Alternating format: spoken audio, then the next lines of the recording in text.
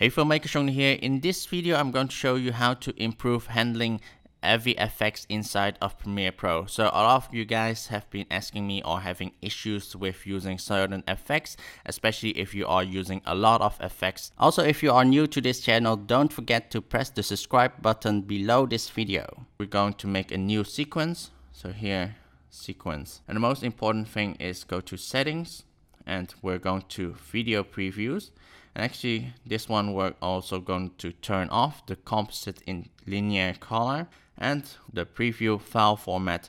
Normally it's on iframe, only MPEG. We're going to go to GoPro Cineform YUF 10-bit. You can also change the resolution here, of course, to 4K or 1080p, but we're going to do this in 1080p. The main reason why we want to use GoPro Cineform is that with Cineform, it's a uncompressed codec, so it renders out your effect uncompressed. It will make really big preview files on your hard drive. The main thing is it renders it quickly because it doesn't have to compress it while it's rendering.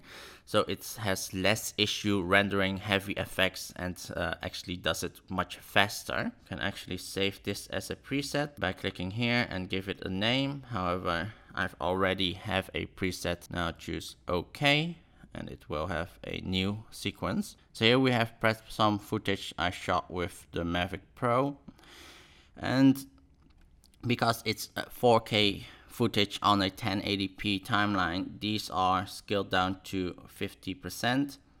And main thing is when you scale down something or change anything, and especially actually with the new Premiere Pro CC, I mainly always nest the video before I put on any of the presets, because it's most of the time something will be doing something weird, and nesting it is much safer and always actually makes it work without having much issues. So we're now going to effects and put down a transition effect from my seamless transition pack. Zoom out, and we're just going to use only the normal ones. So zoom out and the zoom out in. And now you can see this red line. So the reason we have changed to pre-render or the preview render files to Cineform is that we can now hit enter to render this when there's a heavy effect. Often this top line will become red and means that you can actually render a preview file, and we're going to render one now. So just hit enter on your keyboard to render a preview file. So now it's going to render two video previews because here are two clips, and it shouldn't take too long to render. So every time you're adding a effect, it's really advisable to directly do a pre-render, even though it costs you like a few seconds, like 20 seconds or half a minute to render a preview file.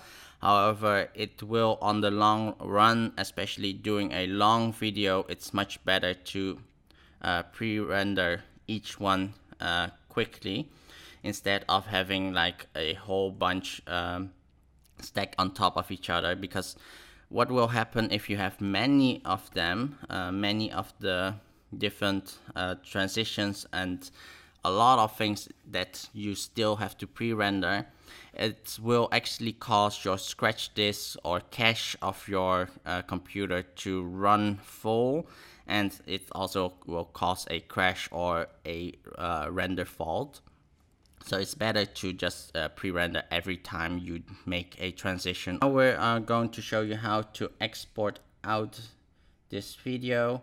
So we're going to export media, and here instead of choosing like a preset, we're going to literally go to QuickTime and we are going to choose Cineform 10-bit and basically render out this in one go. And also don't forget to choose use previews. So why we are choosing Cineform instead of like rendering to H.264 or a YouTube preset is that it's going to render an uncompressed file. It's going to do a quite quick rendering, and also especially when we are going to choose use previews, it will take the preview files that you have made and actually quickly take them. It doesn't have to recode the Cineform at all. So basically you have already rendered out all the previews of the transitions, and it doesn't have to re-render those at all. If you're going to choose H.264, it kind of will need to grab those files and re-render out it again, and or re-render and compress it at the same time. So it will take much longer to render a final video or render a video out. But using Cineform, it will render out much smoother and much faster. And also, after you have rendered out the Cineform, it's much easier to also drag it into your timeline and work with it again, because it's a uncompressed file. It will not have any loss. While if you had like rendered out H.264 and you're going to drag it on top of your timeline, you're using a very compressed file, and you will lose a lot of like details, or get like weird blocking because it's like a lower quality video. So if you are working on projects for companies and you are pretty sure there are going to be quite a lot of revisions, I'm going to really advise you to go for the Cineform route to render out and use the previews. And of course, after this, we can recode it with encoder to the right codec, or like H.264 for YouTube, or the other file formats for other things. So that was mainly it, how to improve handling of heavy effects inside of Premiere Pro, and also the rendering of heavy effects. So hopefully you guys like this video, and please give me a thumbs up. If you want to see more upcoming videos, please subscribe. Also check out my other videos on this channel. If you have any questions, please comment below or join us on our Facebook group. There's a link in the description below, and I'll hope to see you the next time. Bye bye.